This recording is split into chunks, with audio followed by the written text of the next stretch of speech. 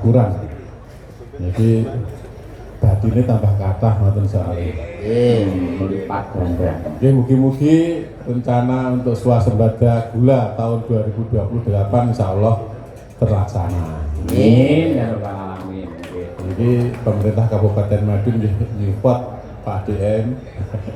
Mugi-mugi PG Jagung Baru nanti juga hasilnya luar biasa. Ngoten nggih. Amin. Iki langsung mawon. Lah pripun Bapak? Nggih, monggo. Dek zaman berjuang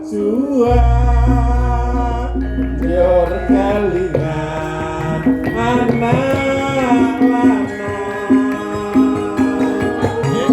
yen tak openi saiki ana ngendi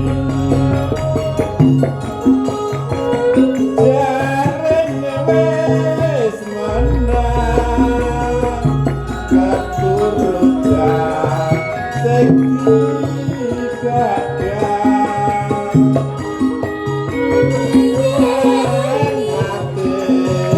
janji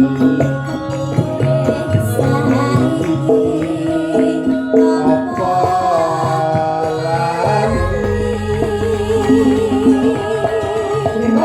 lagi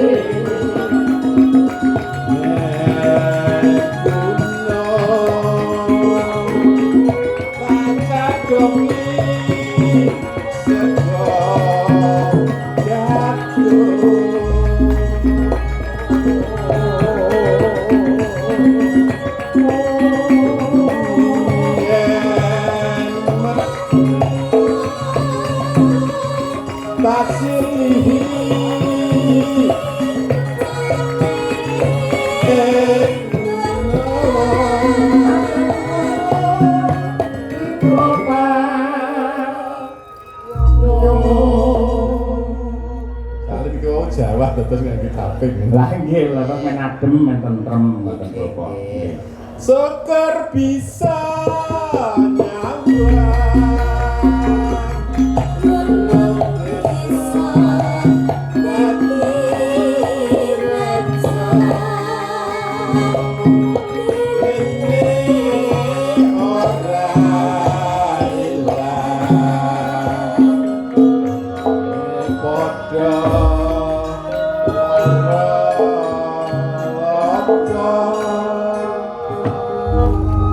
Tepuk tangan untuk Bapak Bupati yang sangat merakyat dan berbudaya panjenengan ngangkat cul samping gunung ya langsung plek karo larase kaya pas ngoten luar biasa.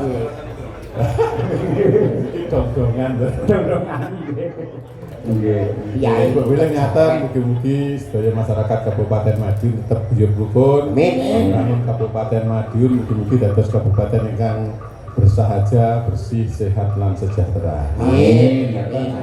Suwun mugi-mugi sing penting estu sedaya masyarakat guyub rukun insyaallah kanthi guyub rukun mangke masyarakatipun saged sejahtera. Amin ya rabbal alamin. Kirang langkungipun nyuwun pangapunten. Assalamualaikum warahmatullahi wabarakatuh. Waalaikumsalam warahmatullahi wabarakatuh. Mbak nuwun Bapak.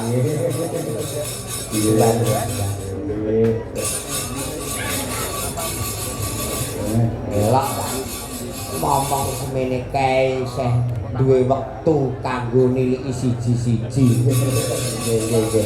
Nggih sembah nuwun Bapak Bupati katuran jenak pinarak nggih. Terus pundi nika macane? Jane nek sing keri, enek sing keri jane no. Pripun? Sing keri apa keri? Lali. Lali apa to, Mak? Urung nyangoni. Nggih. Sampeyan sapa, Mas? Iki wakile Bapak Bupati. Sing entuk malah kuwi. Bocah ngawur. Cak ngomong ki yo sing marini sapa ora jelas ngawur. Sik ono ora ilok. Ibu Mas. Matur nuwun dalu Ibu. Sampe Pak Bupati kan kagem kanca-kanca. Ayo sewu namung gojek ning wong dene kan pancen nggih bocah. Bocah gendeng. Nek ora gendeng ya awake dhewe ora ngrasa to. Ya. Nek gendeng karo kabudayan karo kesenian. Iya. Kangge Pak Lipur Mas Kali. Leres. Saking Pak Supari nyuwun gending kagem para petani tebu.